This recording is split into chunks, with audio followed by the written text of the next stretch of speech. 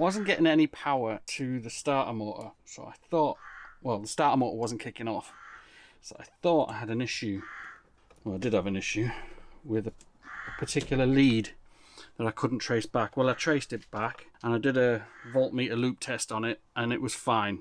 Now, one of the issues I've had is I had to buy at the back of the ignition barrel. I thought this was faulty, which is the connector basically to the engine.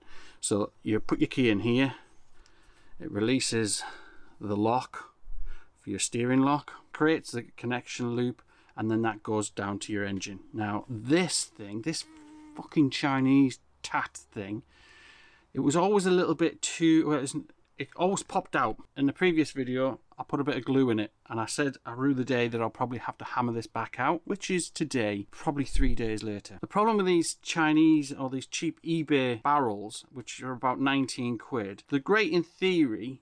However, they're just a bit too, this housing, this black housing is too long. So as you can see in there, I have just hacksawed about 1 millimeter or 2 off. It's not pretty.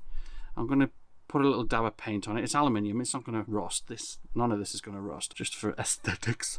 And now I don't even need to glue it because now it's sitting flush. And now I've got to put all this back together, trim these to get this to fit to that, to allow you to start your vehicle.